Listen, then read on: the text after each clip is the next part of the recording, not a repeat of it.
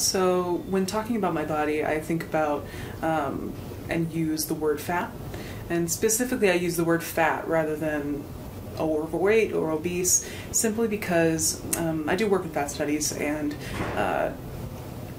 fat studies tries to reclaim the word fat as a neutral descriptor of body size, whereas obese and overweight come from a more medical background and have certain implications about what is the correct body size. So yeah, I use the word fat.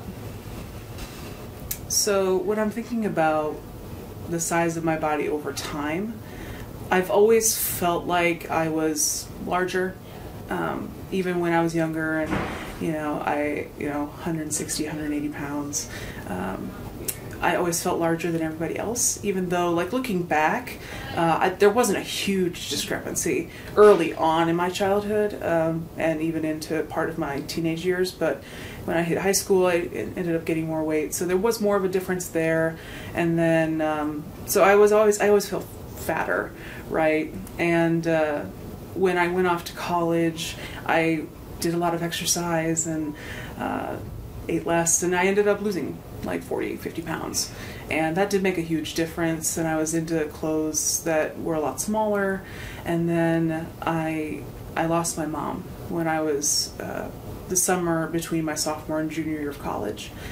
And I think that loss like deeply impacted me, and it took a long time to kind of work out my grief. But sometimes the comfort for my grief was food. So I ended up like gaining a lot of weight, and so currently I'm about probably the largest that I've ever been. But in terms of size, there's been a slight variation throughout my life, but I've always felt fat, I've always felt larger. I mean, even when I was a little bit smaller, I was still on the fat side of everything. Like, people would have labeled me that, even though in terms of my experience, I felt like I was less fat than I had been. So when I'm thinking about like body management and the way that I, do or do not engage in some of those activities, some of it's dependent on my mental state. For a while I was a bit depressed and it was hard for me to want to manage my body size when all I felt like was laying around and watching comedies or whatever. But besides that, like, year or so, it's been a back and forth struggle. Like, sometimes I'll put more effort and time into it, especially when I have more time and effort to put towards that. So the ways that I manage my body weight now, I'm trying to strike a better balance in my life between physical activity and more mental endeavors and efforts. And so that's something that I'm trying to improve on, and balance is hard. I still struggle with, the balance of like what to eat, what not. Well, what to eat in some situations, and what to, be more careful about eating. Because I don't really believe in, there's a lot of shame that can get enwrapped in certain foods, saying certain foods are bad and certain foods are good. And that sort of moralistic approach, I think, is detrimental in a lot of ways. So I'm just trying to approach body management in a way that is manageable and sustainable, because that's the only way that change sticks. So I'm definitely making mistakes, but I'm trying, and I think that that's the best I can do right now. Sometimes when I think about my body, it's a source of pride in terms of what it can accomplish and what it's able to do. I carry a lot more weight around than the average person every day, but I still do my job, and it still gets me places, and I've traveled a lot, and I've been living a really full and rich life, and I'm thankful for that. I'm thankful for the tools that I've been able to use that maybe, make it a little easier for me. So maybe I take the bus rather than walking sometimes. So I'm thankful for those elements that make it easier for me to live in my body. And but yeah, I definitely think that my body sometimes is a source of pride, sometimes it's a source of pleasure, and I enjoy being in my body. But sometimes, I mean, even now, there's times when I get really melancholy and sad, because it's easy for me to feel like one of the few things that is wrong about me or undesirable as a partner or a friend or whatever is my body, is my size, is who I am. Because I am my body, and my body is me. There's no skinny person in me somewhere. This is just all me. And so, you know, I have a really strong support group. I have great friends. I feel like, you know, I've got family and professors and friends that are all supporting me, and that's great. But, you know, sometimes at the end of the day, my body is still a source of shame and pain. I think the way others see my body varies. I think people that know me might, yeah, and that varies too. Like, it's hard because I don't know exactly what they're thinking, and that's sometimes part of the problem, is that I might feel self-conscious and think that other people are looking at me and how I just exist and are judging me for the way I exist. And I have no control over that. But it can sometimes, you know, probably partly because I don't have control over it, can be a source of stress. But overall, I think there's probably plenty of people that judge me, you know, based on my body size, but thinking about my body and the way other people view it, you know, sometimes they don't. And that invisibility is, I enjoy that invisibility sometimes. Like, I can just go about and live my life and not have a bunch of random people like flirting with me or trying to like hit me up or try to, you know, take me home or whatever. I can just enjoy a cup of coffee at a coffee house or go get my groceries and not really worry about people paying that sort of negative attention to me. So there is some benefits to being the size that I am in terms of that. But I think also in terms of that interaction between me and how I think other people see my body and the ways that I try to shape that, I dress up a lot, especially partly because I teach, but partly because it feels good. And I feel like if I wear jewelry or, you know, have a nice outfit on, that gives something for people to initially interact with me on that isn't my body. Like, even earlier today, I was going to the gym, I came in and was just getting my ID out to get in, and I was talking with the gentleman at the door, and he was complimenting my shawl, and he said that it looked good. Not that I looked good in it, or that, you know, it made me look good, but that it looked good. So the compliment can be directed towards me, but it doesn't have to be about me. So there is an ease of social compliments and interaction that can come from me spending a little bit more money to dress a little nicer. And so I think that that's part of the way that I try to, and I think that all people try to influence and have like good interactions with people, but I think there's just a little bit of an element of me understanding that my body is not accepted by society that influences what I buy and how I dress. So when I'm going out to buy clothes, it's actually been a fairly interesting story. When I was first in college and like starting to be on my own and like buying my own clothes, you know, when I was smaller, I was able to shop at stores like Gordman's and other more mainstream stores because they carry like 16s, 18s. But when I started gaining weight at the end of my undergrad career, I started shopping at a couple more plus-sized stores. Like, I was able to get a lot through Maurice's, and I appreciate Maurice's because it's a store that includes both plus and normal sizes. Is there a term for that? Mainstream sizes. Yeah, the fact that there's not a term for that is problematic. But anyway, they carry both types of clothes, but then again, they also split it down the center of the store. So if I go in there with my, you know, mainstream, like my normal sized friends, I'm over here and they're over here. So it's an interesting experience in terms of shopping at Maurice's. But I also started shopping at a store called Catherine's. And Catherine's is more oriented towards the mature woman who is also larger. And so there's a variety of sizes and styles, and so I was able to like outfit myself with clothes that worked and looked good. And I actually have gotten a lot of my like professional dresses from Catherine's, so I'm really thankful for them for that. But within the past few years, so during my graduate school career, I've actually started shopping at, like, in addition to also shopping through Catherine's, that's continued to be a good place, especially for bottoms and dresses. But I've also started shopping at Torrid, which I really think is the store that I wish I had since I was little. Because, well, you know, littler. And because Torrid has this chic but also plus size aesthetic, and all of the sizes are everywhere in the store. So it's an interesting dynamic because I can go to any rack, go back a few, and find my size.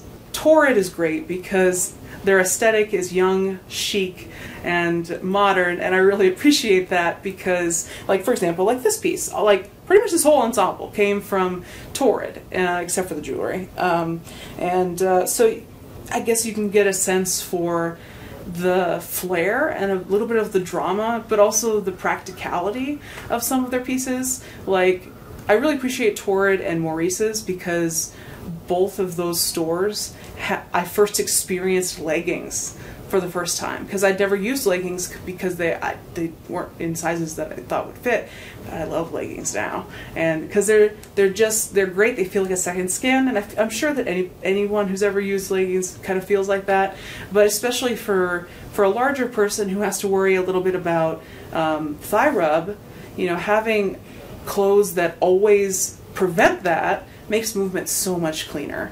And, you know, that is another aspect of dressing that I have to consider every time that I want to put an outfit together that will last me the entire day. So in terms of other experiences that I've had shopping, I've done a lot of shopping online, and some of that's a little hit or miss. So I've definitely bought a few things like exercise leggings that I got them in and I'm like, I can't wear them. They're just going to go on some forgotten corner of my shelf and maybe go to Goodwill at some point. So there's definitely been some poor experiences there, and I've had to return things. But overall, like, as long as I like overestimate just a little bit, I tend to have a lot of I've had good experiences through online shopping as well. And the nice thing about online shopping is that it gives you a fairly wide array. So I've shopped on like Torrid.com. I've shopped at, there's a site called FullBeauty.com, and that has a wide array of options because it takes it pulls from a lot of different magazines like Romans and some different magazines, and so there's quite a few options there. And so I'm on like lists to get emailed about sales at these certain stores. So like I got an email today about Torrid having a 50% off sale their entire website. So when I go home tonight, I am shopping on Torrid.com to see if there's anything I want. And so it's I think one thing that I have really appreciated about Torrid and a couple other stores is that I finally feel like I can have fun shopping. You know, that's not something, it was more practical growing up, and trying to find clothes that looked good but didn't look matronly. You know, I remember shopping in the maternity section because they had larger clothes. You know, and I in terms of clothes, sometimes I didn't have to shop because my mother sewed. And so like for Halloween outfits, she would sometimes make me, I remember she made a 50s like poodle skirt one time for me, and one time she made a really glitzy like gold sheath dress for like a Cleopatra outfit. And she made it fun and easy for me. When at the time, like, children or teens outfit might run up to an XL, and you know that wasn't gonna cut it for me. So she made me feel normal, and I will always thank her for that, because when society doesn't make you feel normal. Like the people or the companies that make you feel accepted and normal are priceless. The media is complicated for fat bodies because there's a lot of media that is offering like lose 50 pounds, or oh, look at this celebrity that, you know, look how much weight she's gained like 20 pounds or whatever. And so there's a lot of like fear in the media, like don't be this, or here's how you can pay money to not look like that. So there's a lot of interesting rhetorical things happening in the media about how to avoid the fat body. But recently, within the past like maybe 5 years or so, past few years, I've been noticing it more. There are different media outlets, and especially like Instagram, for example, there's different fat activists and fat and curvy and plus size models. Like there's a model, her name's like Graham, I think, but she was the first plus size woman on the cover of Sports Illustrated. And Tess Holliday has recently, like, she's been a social media influencer and plus size body in clothes that are for plus size bodies, and she's a plus size model. And so it's been really cool to see that kind of representation, where it's proud and loud and beautiful. And some of that might have, I don't know if there's been any queer publications that have had that sort of impact, but specifically focusing on fat people, and a lot of it's been fat women, which I think actually makes a lot of sense because women especially are pushed to be beautiful and small and petite and beautiful in all the different ways that society wants you to be beautiful, and to spend whatever amounts of money it takes to reach that ideal, which doesn't exist, by the way. But so it's something that has been a cool trend to see. People that are large and fat, both male and female, mainly female in my experience, but that's what I've noticed. Anyway, but it's been great to see that sort of representation growing in the media. I know that there's a magazine called Fabu Plus, big capital U, and it's all focused on like plus size and fat things that you can buy in terms of clothes and different like artistic representations of women and testimonials and just different discussions of being fat and what that means. And so that's been a media outlet that I've been following and have been really appreciating. Overall, it's been really encouraging to see that sort of representation in print media and in online social media. The other thing I wanted to mention about the representation of fat bodies in media is the rise of like fat actors and fat actresses in roles that actually aren't all about humor and denigrating the fat body, which is part of the reason why several of Melissa McCarthy's movies really irk me, because her representation in those, I mean, I think Bridesmaids is actually a decent example. There's several others that I can't think of off the top of my head, but she's been in several movies where her character is the person that you're supposed to laugh at, because a lot of the slapstick comedy is about her being fat. And so that's not the kind of representation I want to see of fat bodies in media. So there's been more recent films like Isn't It Romantic with Rebel Wilson, and that in that way, like a lot of the stuff in that movie, for example, she talks about, you know, not feeling great in her body, and like she ends up going to this different like alternate world where she is seen as attractive, and that's such a big like surprise for her, and it kind of comes all full circle about her being confident and being able to be her own self and be happy in the end. And I think that there's a lot of truth to that, and in the idea that we can make our own fairy tales in a sense. So I think Isn't It Romantic, and other works by Rebel Wilson are great examples of work that's being done right now that has fat actors and fat actresses in roles where their primary character trait is not that they're fat.